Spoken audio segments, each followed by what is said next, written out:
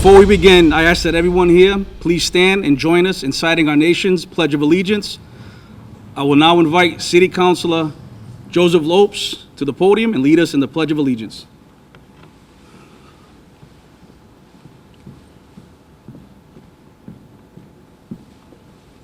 Present. On. I pledge allegiance to the flag of the United States of America and to the republic for which it stands, one nation, under God, indivisible, with liberty and justice for all. Order. On.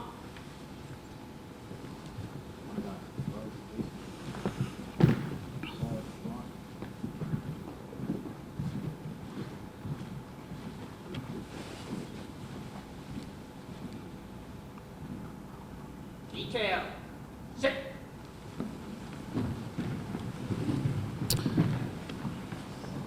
Thank you, Councilor Lopes. Good afternoon, everyone. My name is Lieutenant Nathaniel Rodriguez, and on behalf of the New Bedford Police Department, I would like to welcome everyone here this afternoon for our 9th promotional award ceremony. I would like to thank the family, friends, and fellow colleagues for being here today and a show of support for the officer being honored this afternoon. My thanks to members of the City Council whose continued support and attendance at these events are greatly appreciated by our department and also by the families of the officer who is being honored this afternoon. We are here this afternoon to celebrate the promotion of the following officer. Officer Julio Martinez will be promoted to the rank of sergeant. I would also like to announce that we will be recognizing and presenting an award for Officer Greg Soroyes, who also joins us on stage. Officer Soroyes will be presented with the Chief's Award for his exceptional service to the department. We will also be recognizing Jill Ferrens, who's also on stage with us today, with the Civilian Commendation Award. Before we start our ceremony, I would like to invite Reverend David Lima, who is also our department's chaplain, to the podium to lead us in prayer. Reverend Lima.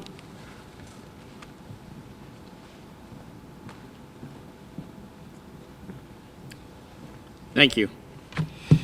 It is always a wonderful time to celebrate people who do hard work, who study and do all that's necessary in order to get promotions. Promotions don't just happen. There's a lot of work that goes behind them, and I'm sure we'll hear about that from the chief. But it's an honor for me to be a chaplain to the New Bedford Police Department because we are filled with fine men and women who do hard work and do a lot for this city, not only in uniform but out of uniform, and all the volunteerism and all the work they do, which is also why it's wonderful to recognize the efforts that are made, not only by members of the department, but also by leaders in the community who do exceptional things and go out of their way. There's very few jobs that are 8 to 5 anymore, especially those that serve the community. And I'm proud to be associated with the New Bedford Police Department and its fine officers, and just want to thank you for that. If you bow your heads a sec. Lord, as we gather here today to celebrate and be a part of these proceedings in thanking those who have done work and to be recognized, but also thanking those who are ready to step up, do the work to get promoted, to take on responsibilities beyond just showing up to work, which is hard enough as it is. But when you take responsibility and you now have charge over others, that responsibility more than doubles. Lord, we'd ask for wisdom, we'd ask for comfort, we'd ask, Lord, for patience, and we'd ask, Lord, that you'd also be with the families as they continue to support not only this gentleman who's being Sergeant Martinez, soon to be, but also all the men and women of this department. We thank you, Lord, for this, as we thank you for all things. In Jesus' name, amen.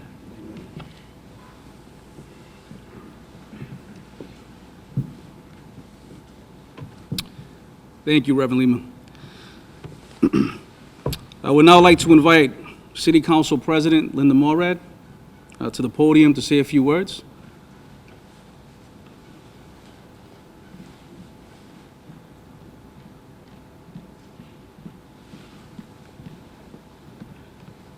Thank you, Lieutenant. Good afternoon, everyone. It's an honor and a privilege to be here today, joined by my colleague in government, Councilor Lopes, to recognize and participate with the command staff and the men and women of the New Bedford Police Department in this ceremonial promotion and recognition ceremony. The New Bedford Police Department, over the many years, works very hard, both behind the scenes and in the public eye, in serving the residents of the city of New Bedford. You are greatly appreciated and oftentimes not thanked enough for the service that you provide to the residents of the city. It's always wonderful when we can come together and celebrate things like this. I know that the family members are very excited and very proud of those that are on stage today that will either be promoted or recognized for their service. So again, on behalf of my fellow colleagues, both here and not here at the ceremony, congratulations and thank you for what you do for the city of New Bedford every day.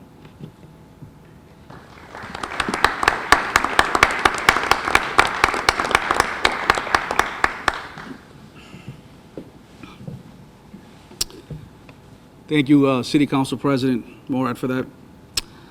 I would like now to introduce our Chief of Police, Chief Joseph Cordero, for the presentation of the badges and award.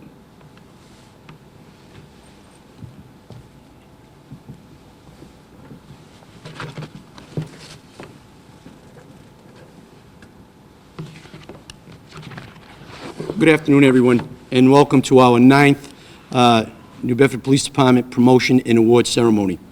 I'd like to thank our City Council President, Linda Morad, Council Lopes, and the rest of the council for their continued support of our police department. I would also like to extend Mayor Mitchell's congratulation greeting, both to Sergeant Martinez, Officer Sorois, and Jill Farrens for their accomplishments. He couldn't be here today, but he extends his congratulations.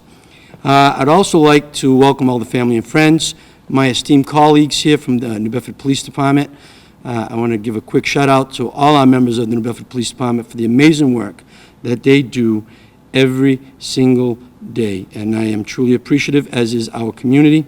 Also like to thank Reverend Lima, our chaplain, for always supporting us, especially in prayer, and giving us the guidance that we need. So thank you, Reverend Lima. My esteemed colleagues up here, our command staff, both those that are here present and those that are not, our captains, and Lieutenant Rodriguez, and of course, Deputy Chief Paul Olivera, for all the work that he does every single day supporting not only me, but our department and the direction that we're going. Having said that, I'd like to move right on to our first award. I'm going to try to be as quick as possible, but I still want to do the due justice for each one of our individuals that are sitting up here today. I would first like to talk a little bit about our civilian award, which is going to Jill Farron. So many of you may know her, and maybe you don't. But after today, I think you'll have an understanding why she is up here. I first met Jill, I want to say less than a year ago. Peter Cohen used to be the PIO at St. Luke's Hospital, introduced me to her. Jill is an amazing multitasker. She has 6 children, ranging from the age of 3 to 20, I believe. Did I get that right? 20. And that in itself would keep any one person busy. But you see, Jill, many years ago, had a son, Jack, who came down with a chronic disease. Her son, Jack, I need my glasses so I make sure I get this right. Son Jack is now 10 years old, but he suffered from Charra malformation, which involves the brainstem and the hydrocephalus, which is a fluid in the brain, and Jack has a programmable shunt to control the fluid up in his brain. Now, how Jill gets involved, which gets involved, is where her son is going to Children's Hospital to be treated for this challenging disease. And this challenging disease can create dizziness, speech challenges, balance challenges, to just name a few. And while she's there, she sees a lot of children, in her words when I first met her, in much worse shape. And she starts to feel for these kids, and she thinks, what can I do to make things a little bit better for these kids and their families? And she came up with this program which she gives a package of a teddy bear, a mask, and a cape. So for a moment in these child's lives, when they get this tape and this mask and this little cape, they feel like superheroes, like they have a superpower that helps them manage this amazing, you can imagine at any of our ages being very sick, and some of them facing a fatal disease, what they're going through at that age, the fear, of what's ahead of them, the pain that they're suffering, and for a moment, a cape and a mask and a teddy bear transforms them for a short period. And talk about that real quick in a minute. But in 2015, she starts to raise money for this program. It's Friends of Jack Foundation. And she gives out these packages of teddy bears, masks, and capes. She goes to St. Luke's Hospital, I think in Charlton, and wherever she can. So she meets up with us and she says, I would love for your police officers to be able to give this out to kids where they're suffering in case of domestic violence, or your officers run into kids that are suffering from sexual assault, and your detectives have an opportunity to give them this little kit and change them for a little moment. Or when a police officer does a traffic stop and the kids are scared of the police, they can give them this teddy bear and this package. And then you fast forward, I thought, wow, this is great, and we've been doing this. Earlier this year around Easter, she finds out that hundreds of kids in New Bedford at DCF were not going to get Easter baskets through the DCF. So what does she do? She mobilizes and gets hundreds of Easter baskets put together, delivers them over to DCF in the North End for every kid to have. I went there, I had the opportunity to go there, and I mean hundreds. It was carloads and truckloads of baskets so that kids could have a nice Easter. Kids that she doesn't know. She doesn't even live in the city. Fast forward a couple months later, I find out she hears about kids that are moving from foster home to foster home and how they're moving their belongings in a hefty garbage bag. She said, that's not good enough. Putting this stuff in a garbage bag is not good enough. That's not giving these kids some dignity, some pride, and show them that they're human beings. So what did she do? She just had a fundraiser this weekend, and I apologize I wasn't there, Jill, I was supposed to be there, to raise money to give these kids nice gym bags and backpacks and bags to put their things in. So when they're moving from a difficult situation to another, they can move with a little bit of dignity and pride. So, I believe it was Helen Keller says that the best and most beautiful things in the world cannot be seen or even touched. They must be felt with the heart. So let me give you an example of that happens. A few months ago, this little girl, Raylyn Donnelly, I had a package from Jill at the station. She lost her dad. And I know her grandfather brought her by the station because she's a little fearful of police officers. Gave her a quick little tour, and I had this package. And I think we had a picture, and we put it on our Facebook. And when we put that little mask on her and that cape, forget about what you could see, you could feel that moment of transformation, of joy, of happiness. She was running around the station as if she was a true little superhero. Fast forward a little bit, 6 weeks ago. In 2016, July 4th, it was a little less than 2 months before the deputy and I were sworn as chief and deputy chief. We had a homicide in South End of New Bedford. A 19-year-old girl was murdered by her husband. I went to the hospital that day to give my condolences to the family, and there was this little girl, her daughter, around 2 or 3 years old. 6 weeks ago, I run into this little girl and her aunt in Middleborough. I recognized the aunt, didn't recognize her because she's grown. And her aunt told me, she kind of nodded at me and says, I can't believe it, this is the little girl. Luckily for me, I had a package from Jill. I went to my car and I brought it. And when she put that little mask on her and that cape in that place of business and I gave her that teddy bear, her smile, her glassy eyes, you couldn't help but feel that transformation. That's what Jill is doing to little boys and little girls all over our city, in the hospital, that she doesn't get to meet. Vic Mendes, I called him this week, and he said, I'm short, I need more. She calls me every Monday, do you need more, do you need more? And of course, we got more over to her. She's an amazing human being, and she doesn't stop, and she's very, very humble. I asked her last week if she would come to this award ceremony. So I checked with her on Monday. She says, yeah, I'll help you out, hand out awards. She says, no, Jill, you don't understand. I want to give you the award. She says, no, I don't want the award. A very humble lady, and we're just so appreciative for what you do for these little boys and girls. I personally have seen and felt what you're doing. You're an amazing woman. And in Mother Teresa's words, if I may, we ourselves feel that what we are doing is just a drop in the ocean.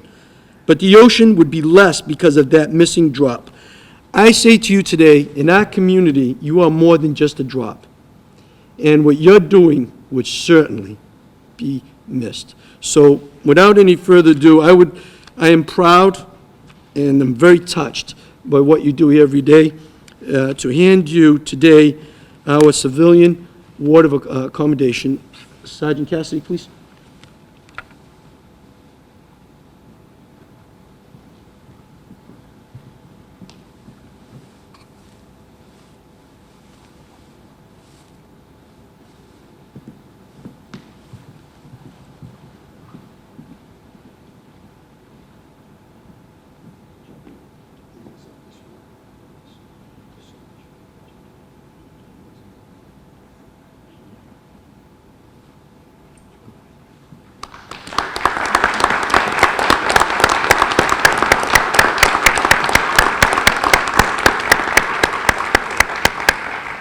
Jill, thank you again. I know applause and a plaque doesn't go nearly to what you do for us and for the beautiful little boys and girls in this city. Thank you.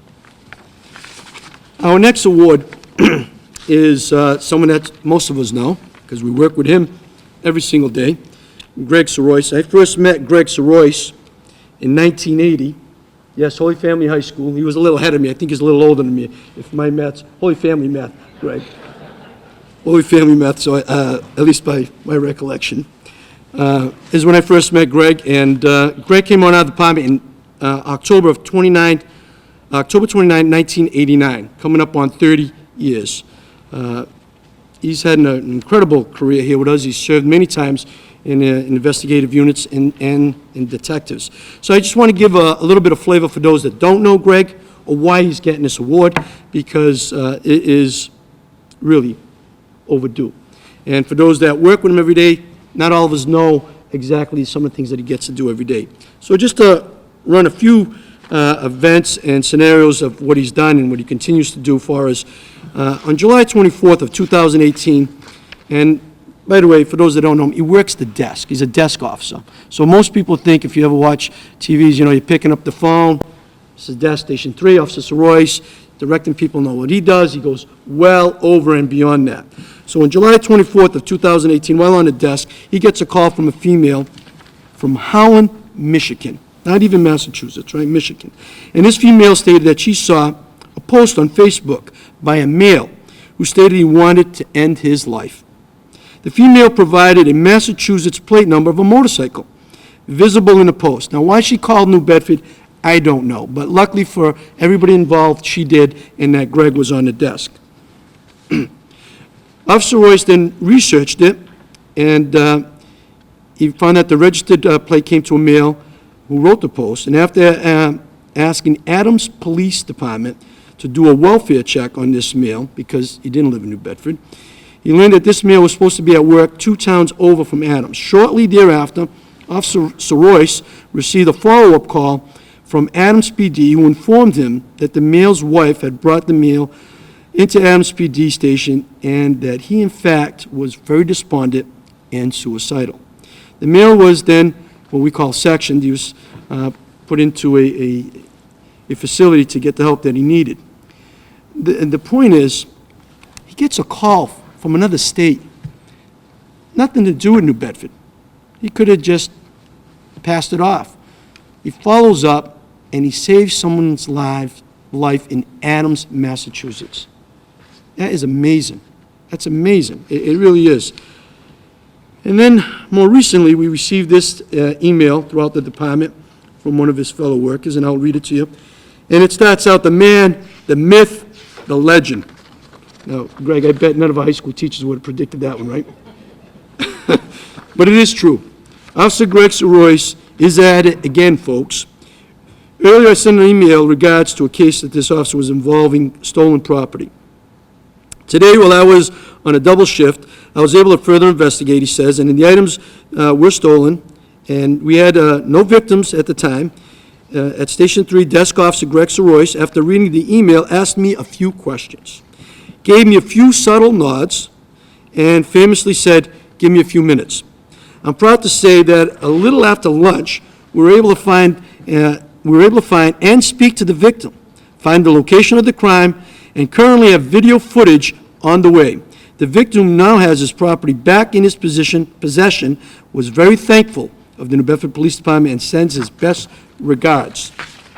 Greg Sorois helped spearhead this investigation from the comfy seat of his desk at Station 3, because, you know, most people think you're on a desk, you're not doing police work anymore. But no, not Greg, he keeps at it.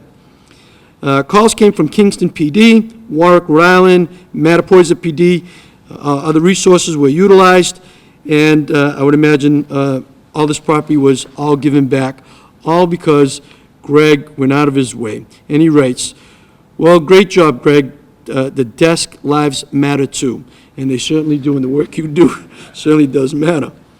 In 2019, he received a missing persons report, and I get this from his captain today, from a mother who was frantic, where her 20-year-old daughter packed up an overnight bag and walked out of the house and stated she had been depressed lately. Greg recalled that just a few days earlier, 3 to 10 days earlier, he had taken a report regarding this female when her boyfriend came into the station to make a complaint that her ex-boyfriend had been giving them problems lately. With that report, he obtained not only her information, but that of her vehicle as well, and put out what we call a bolo, be on the lookout for her and her vehicle. When he returned from the next morning to work, he was informed by the desk officer that Falmouth PD called and located her vehicle in Woods Hole parking lot. He then calls Oak Bluffs PD to advise them to be on the lookout for her. He continued to follow up on this case over the course of 3 days until finally obtaining a phone number from one of her friends who had her go to Oak Bluffs Police Department so we could confirm that she was okay. All that work to help a mom, comfort her to know that her daughter was okay. How many police officers working a desk would go to those extremes? Officer Greg Sorois does. On a customer service base not too long ago, I recall getting an email regarding Officer Royce, where he took a call regarding a hit and run. Just a simple hit and run. What's the big deal? He did a little bit of work, and then he went out of his way to call this lady back and just let her know what was going on, to help her with her insurance and everything else. Just a little out of the way, a little extra effort, and that means a lot to people. Captain DeCosta informed me today as well. He advised me that he's taken over 200 reports at the desk, freeing up street officers to tend to other patrol duties. He is truly a really team player. And while looking at his record, his personnel record, we found a ton of attaboy letters, quite a few. I'm not going to go through all of them, Greg, because the deputy told me I had to be quick, and I'm trying to be quick. In there we found at least 18 thank you letters, just to give you a flavor of what they're for. From a citizen thanking, retrieving lost merchandise, another one retrieving a stolen purse, retrieving a stolen wheelchair, assisting a citizen with a flat tire, assisted someone with a disabled vehicle, he assisted some vandalism on 9th Street, assisted in the apprehension of a bank robber suspects, assisted in a home that was burglarized. He received an Honorable Service Award in 2005. In 2017, I gave him a certificate commendation. Why? I'll tell you a little bit about that. He investigated a series of robberies from the desk. A lot of our patrol officers will push that over to detectives. Am I right, Sergeant Estrella? I know he's sitting back there. He's saving you a lot of work over there, too, doing his cases. He investigated a series of robberies in which the culprits were robbing stores armed with a stun gun, utilizing stolen vehicles. Driven from his investigative appetite and his dedication utilizing his own investigation skills, he was able to identify 2 suspects who were subsequently arrested and confessed to several crimes. His actions were instrumental in stopping an ongoing crime spree and preventing further harm to our community. From the desk. There have been many other cases where he's initiated pervasive investigations from his position behind that comfy seat at the desk at Station 3, resulting in successful resolution and prosecution of suspects involved the recovery and property bringing comfort to the victims. Officer Royce, your enthusiastic and relentless investigative approach to policing is to be admired, promoted, and celebrated. Greg, you serve as a mentor to many of our new officers, and we're grateful that you've done a little field training officer work. I wish you'd do a little bit more. That would be great. But your example and leadership will live long after your retirement in the officers you are influencing. You're what? Planting seeds, my friend. Sister Eugenia, Margaret would be proud. It is this level of gold standard that we aspire for all our officers to attain. For your continued outstanding actions, passion, and dedication, which after 30 years of service, he continues to go above and beyond what would be expected and setting an investigative standard for all our officers, regardless of their assignment. I am hereby honored to present you with the Chief's Award. Sergeant Cassidy, please, would you prepare the award?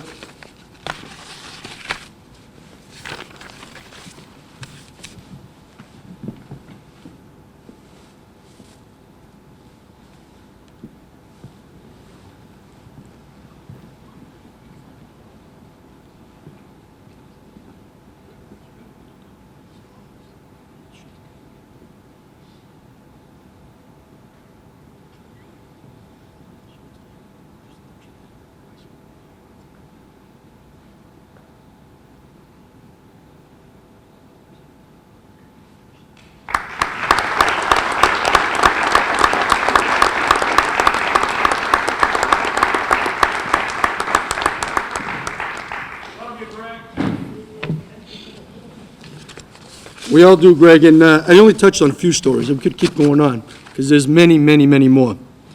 So moving on from that, we're going to move on to soon-to-be Sergeant Julio Martinez.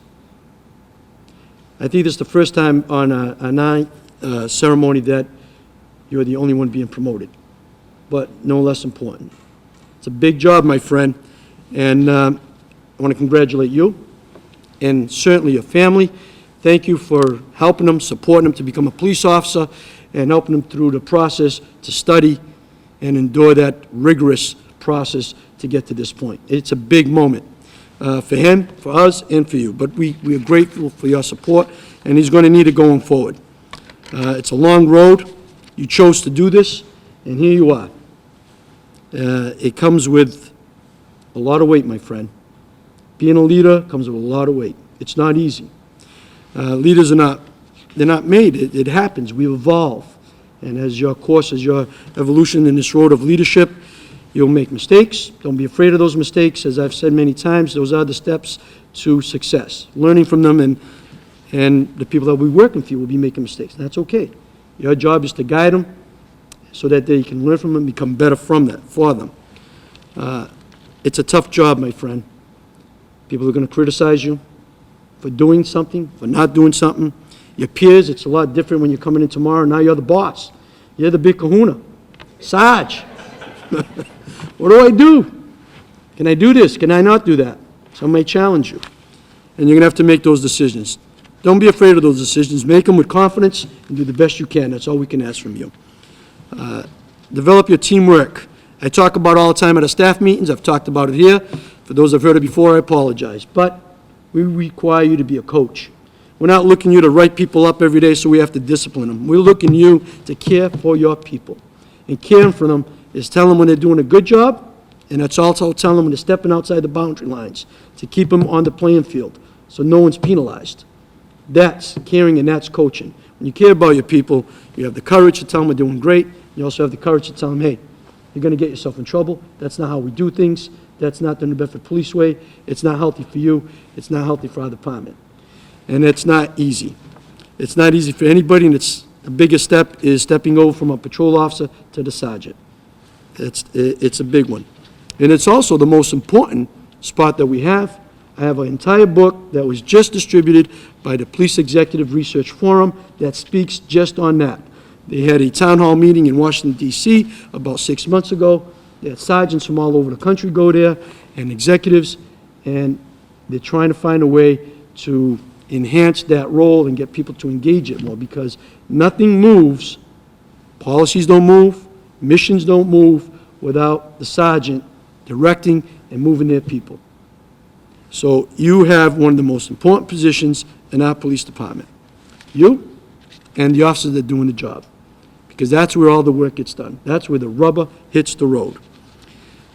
Leadership is really about unlocking people's potential to become better, and that's not easy. To try to get the people to recognize their strengths and their weaknesses and work on both. And that's what a true coach does. As Bill Owen says, and I love to use quotes, true leadership lies in guiding others to success, in ensuring that everyone is performing at their best, doing the work they are pledged to do and doing it well. Not an easy task.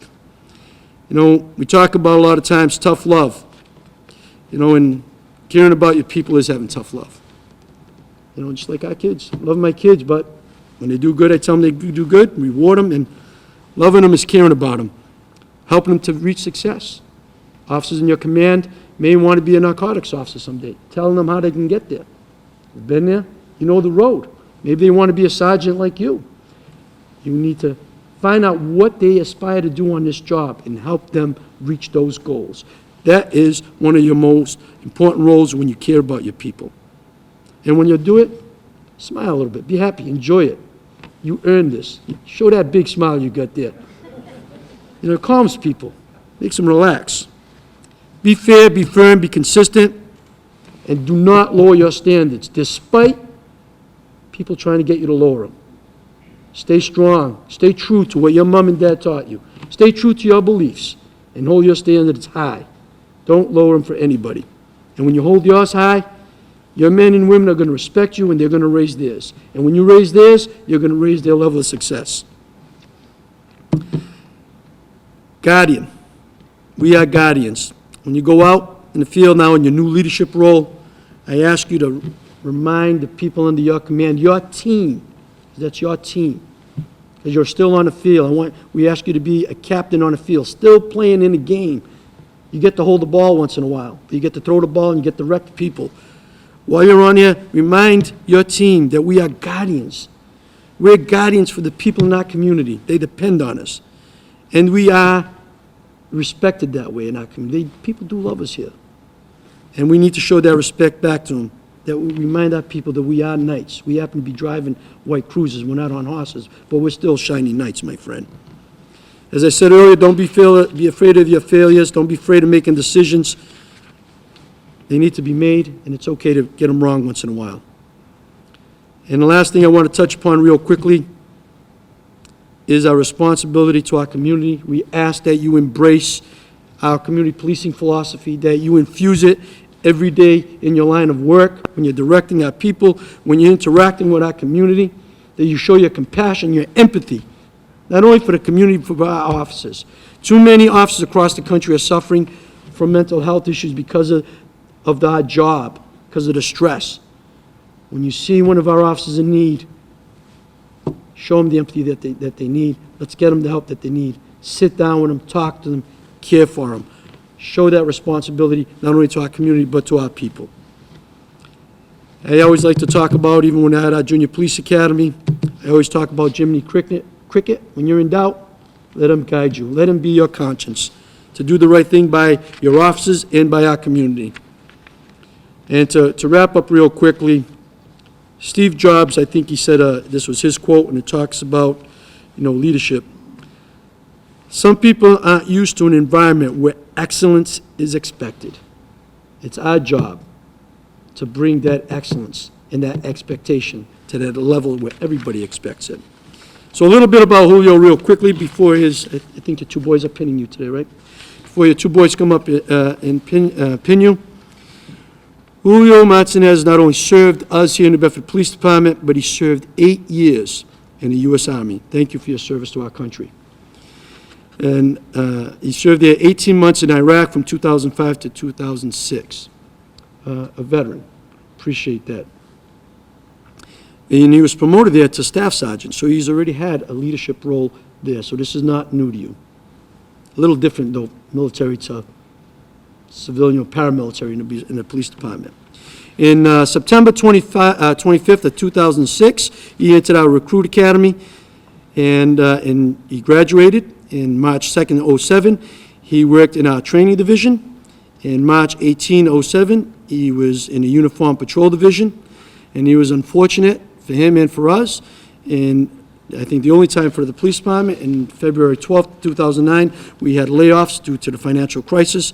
And fortunate for us, he came back in July 26th of 2009, I think 5 months later. We missed you. We really did. In August 25th of 2013, he went over and worked as a detective in our Organized Intelligence Bureau, which is our narcotics unit.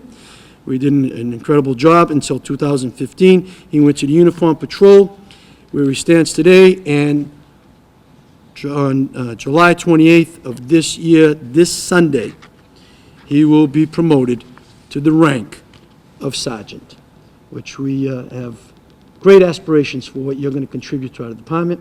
We're sure you're not going to stop there at a sergeant. You have your eye on a few higher ranks, I'm sure, am I right? Yes, sir. Absolutely. Hope we can see that smile a little bit more. So with that said, Sergeant Cassidy, if you could prepare Officer Martinez to his promotion, his transition to promotion to sergeant. Sergeant Julio Martinez. B.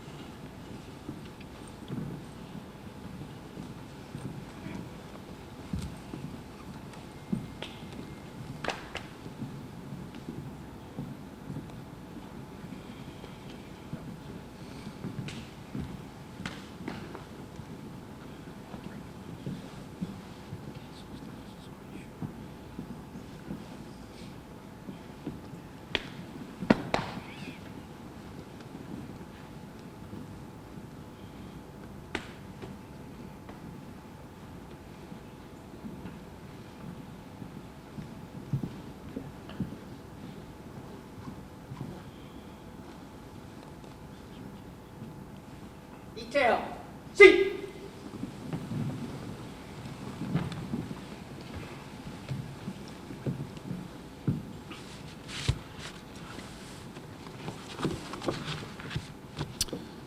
Thank you, Chief.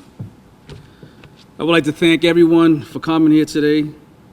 Before we conclude our ceremony, another round of applause for the promotion of Sergeant Martinez and our recipients for the awards.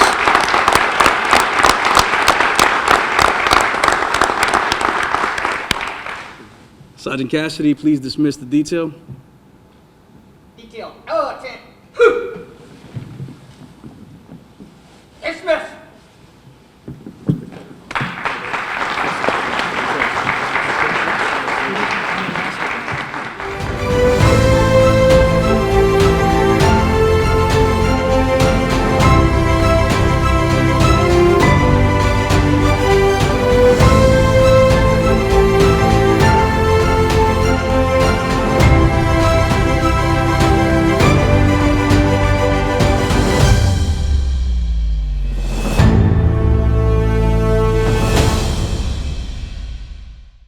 Did you know that you can watch any of New Bedford Cable Network shows anytime, anywhere on all of your mobile devices? How, you may ask? Just log on to nbcablenetwork.com and bam! You have all 3 channels at your fingertips: public, educational, and government access. Here, you can view our program schedules, watch our channel's live broadcasts, or search for a particular program in our vast library of shows. Last year alone, New Bedford Cable Network produced over 500 shows, and nearly all of them are available online at nbcablenetwork.com. Not only can you stay up to date with what's happening in your local government and schools, but also dive into some of New Bedford Cable Network's original award-winning programs.